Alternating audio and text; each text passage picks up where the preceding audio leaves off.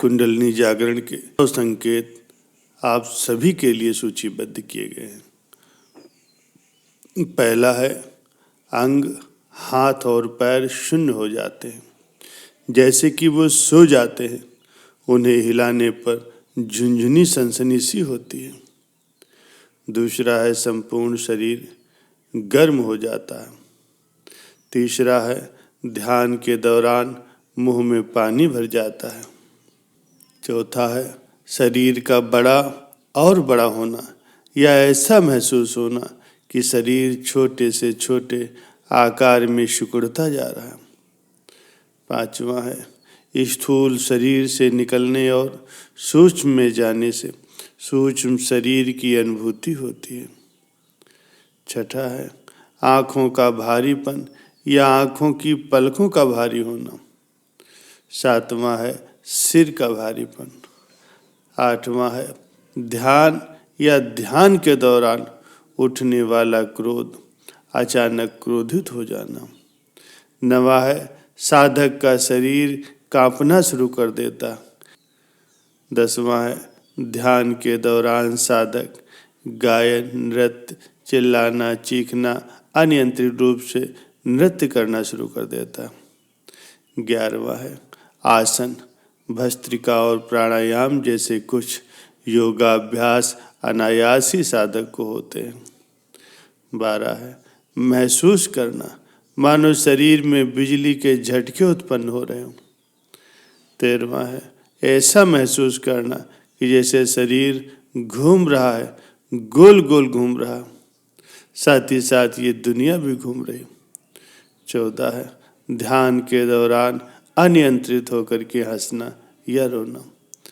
15वां, ध्यान के दौरान अजीब सी आवाजें सुनाई देना।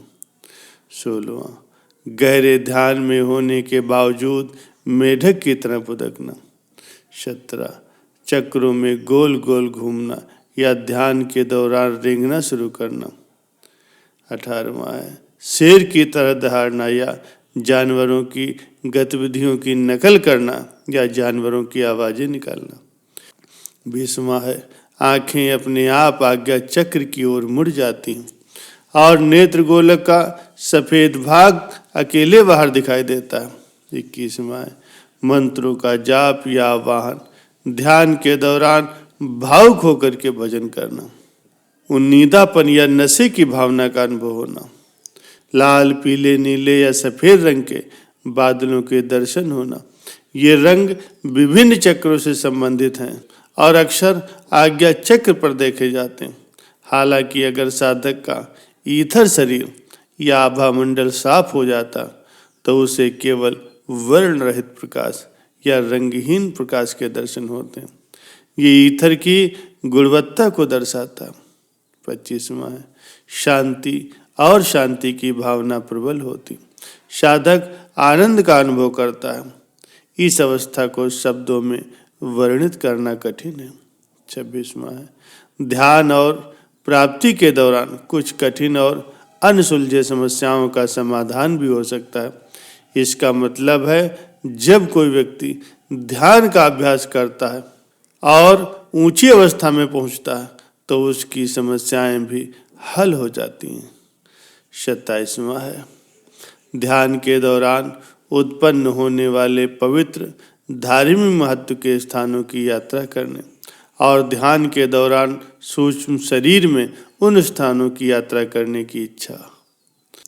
29वां है, ध्यान के दौरान आसमान में घूमना और ब्रह्मांड के विभिन्न हिस्सों का दौरा करने का अनुभव होना। 30वां है, जब आप ध्यान करते हैं तो आप एक ऊंची और शांत अवस्था में होते हैं जिसमें आपको एक अद्वितीय और गहरे अनुभव का सामर्थ्य होता। चलते समय भी यानी आपके दिनचर्या के दौरान आप ध्यान का आनंद ले सकते हैं और इस तरह से अपनी चेतना को स्थिर रख सकते हैं।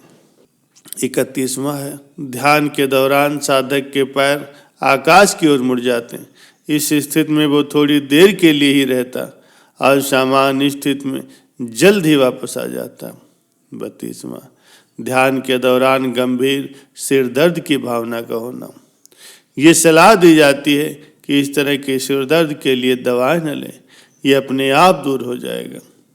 33वां, ध्यानी ध्यान के दौरान भयानक दृश्य देखता है। अगर ऐसा होता है तो उसे डरना नहीं चाहिए। 34वां, कुछ ध्यानी ध्यान के दौरान अपने स्वयं के रूपों को देखते हैं। शास्त्रों में इसे प्रतीक दर्शन कहा जाता है। ये एक शुभ संकेत है।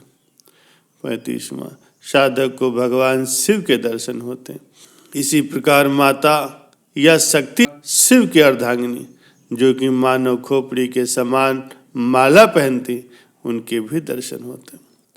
37वां, ध्यान के दौरान निकट या प्रिय व्यक्ति की मृत्यु दृश्य भी दिख सकते हैं। 38वां, कुछ साधकों ने मृतकों का अंतिम संस्कार किया।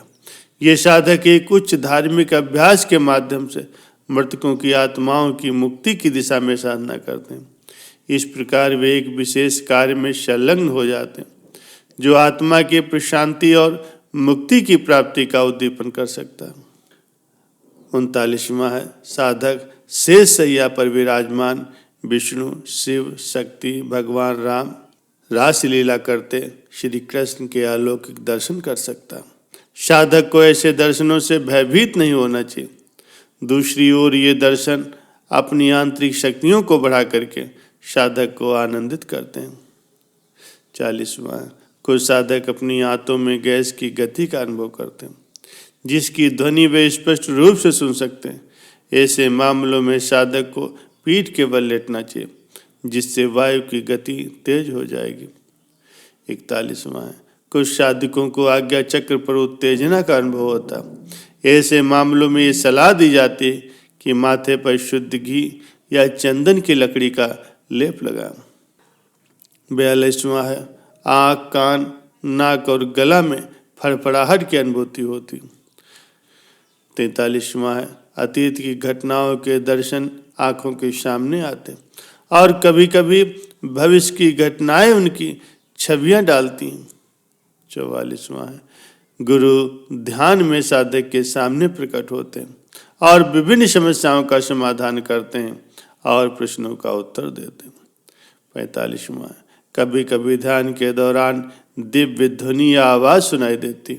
46वां है, साधक को अखंड आनंद का अनुभव होता जो उसे अपने लक्ष्यों की प्राप्ति की ओर दिशा में ले जाता है, जहाँ साधक को मानसिक अशांति और इच्छाओं के बहुत से प्रकारों से मुक्ति मिलती। साधक ने अपनी इच्छाओं को अवचेतन रूप से समझा और उन्हें नष्ट करने का प्रयास किया। इससे तत्कालिक तंतु में ज्यों की त्यों जलन, सनसनी या गर्मी की अनुभूति होती जो ध्यान के क्षणों में साधक को प्रभावित कर सकती। साधक को इस जलन को शांत करने के लिए दिव्य प्रार्थना का सुझाव दिया जाता, जैसे कि माता, हनुमान चालीसा या अन्य भजनों का जाप करना। ध्यान समाप्त होने के बाद साधक को भौतिक ताप को सहन करने के लिए दूध के साथ शुद्ध घी का सेवन करने का सुझाव दिया जाता है।